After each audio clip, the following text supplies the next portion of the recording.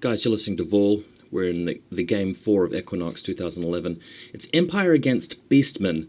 And I've got to say, this is Glenn again, playing with this Beastman, and just a great army. I'm glad that I faced him because he had a practice game against me and my Empire during the Fluffycon run-up, and beat me because, well, go check the game out. I think there's a mini bat rep of it in amongst other ones. But this is game 4, and it's a pretty critical game. And we've rolled up, which mission? No, we actually haven't rolled the mission. We've been allocated the Blood and Glory mission, so you can't deploy too close to the table edges. And you get to deploy 15 inches up. Now, I've got the tank in the center, as you can see, and I am glad that I put it there because it really is a threatening thing that Glenn is going to have a lot to deal about. And at the start of the game, he's moaning and complaining about how am I going to deal with the tank, and I think it's already sort of a psychological advantage there. But the other hard-hitting units, like the big block of halberdiers, the flagellants, and the knights, just pulled back to allow the tank to sort of stop his units and actually give me a bit of a tactical edge.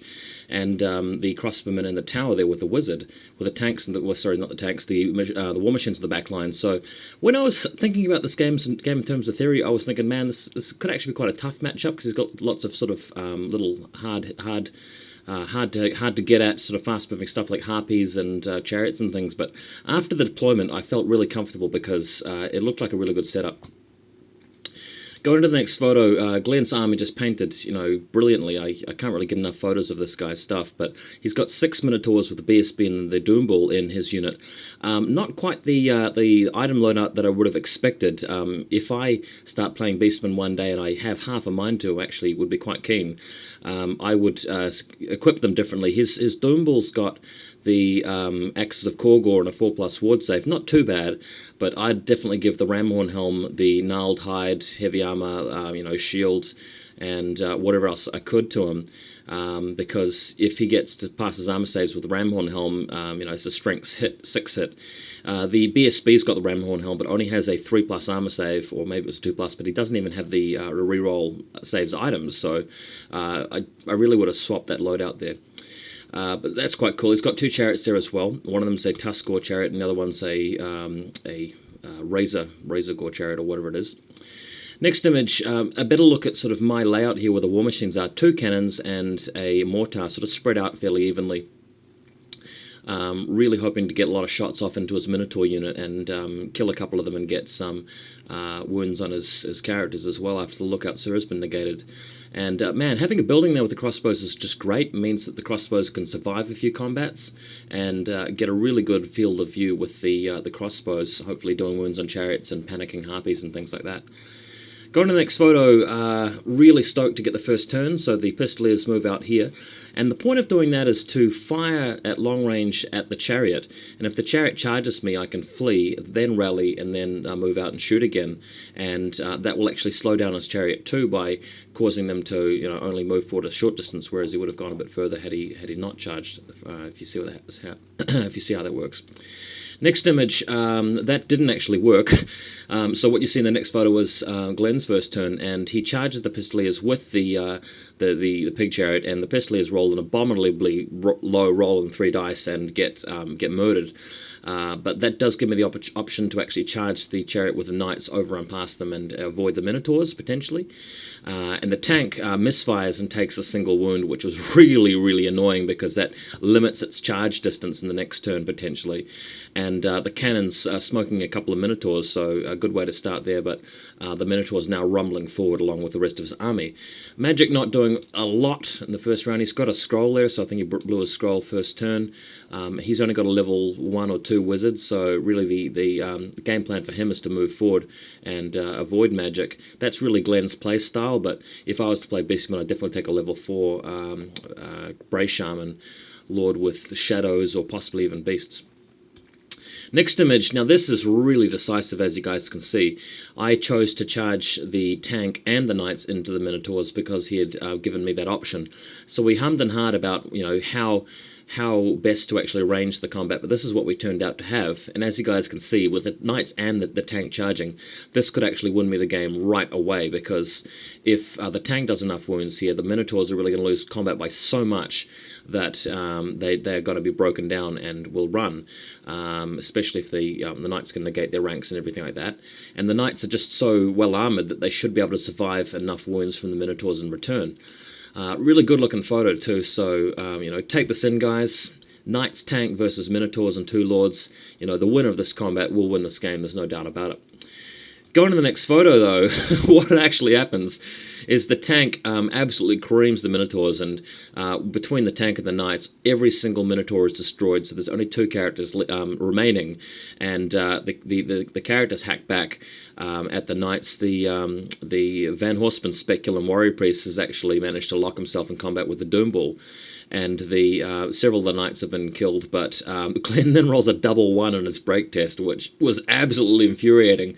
Couldn't believe it. So that's actually saved him, and he may end up, killing the knights as a result in the next few rounds of combats with those two characters there, and the tank will just be left to sit around. So not exactly ideal, but it means that we can sort of safely watch the rest of the game with interest rather than writing it off. Next image, what he decides to do here, and I feel this was a mistake.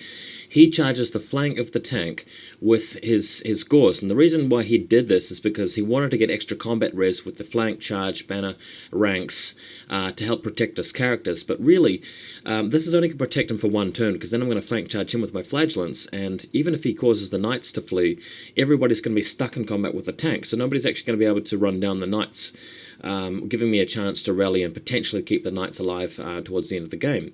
So I would have played this differently. I would have just let the characters hold their own in that combat and move the Gauls past the tank so that they can actually try and deal with the rest of the Empire army, but that's not what he's chosen to do.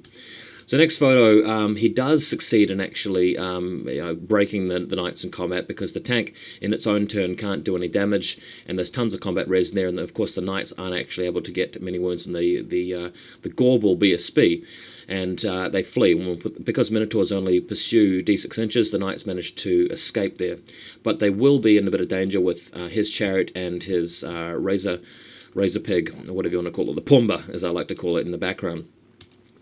Next image, that's exactly what happens. The knights rally, and the chariot and two of those pig things charge them, and I nearly managed to come out of this combat alive. The knights held and passed a lot of armor saves, but I think I failed a break test on a marginal result, so unfortunately losing the knights there, a big chunk of points, about 500, but the knights have really helped me gain a huge positional advantage in the game. Man, some really good photos, so soak it up, guys. I'm going to try and upload this in a fairly decent quality res, not that I can do too well with that, but really happy with the photography with great painted armies here. Next image, here's where it starts to get decisive. The flagellants just slam into the flank of the Gore unit there, and the crossbowmen have held off the other Gore unit charging in, and this will allow me to actually come into the flank with the halberdiers later on, but as it stands, I actually haven't positioned this very well, because the halberdiers are just so wide and unwieldy, they won't really be able to get past the flagellants too easily. So that's going to be a bit of a pain. Next image, the Harpies finally coming around this other side of the table. They've passed various different panic checks, luckily, and have managed to sweep through the mortar and the cannon, and the other pig on the other side of the field getting the other cannon. So, as usual, picking up lots of points from me on the War Machines department, just because I've got nothing to protect them. What was really annoying, though, is, in fact, I'll go to the next photo for this, that the flagellants, although they absolutely trashed the Gores managed to beat them in terms of fleeing away, and the flagellants had to hit the back of the tank and not actually be able to chase past them. So I've had to do some reformations here. The halberdiers are finally in a position where they can flank charge the Gores, and the Doomball has taken a number of wounds from the tank but hasn't actually been killed by it. He's trying to hack away at the tank, but the tank keeps passing its armor saves, so there you have it. But got the game under control. It's just going to be a matter of how much the Empire can win by, really. And also, if I can pick off that last unit of Gores, I've killed the last spanner. I have managed to cannon his BSB to death, so if I can kill his general or his last unit of rank and file troops, or at least chase their banner down, I'll get the scenario objective. So next photo, the Harpies and Pig have actually come back on the board here, or at least fled off it, and have collected all of the War Machines, so that's some points to Glenn's favour.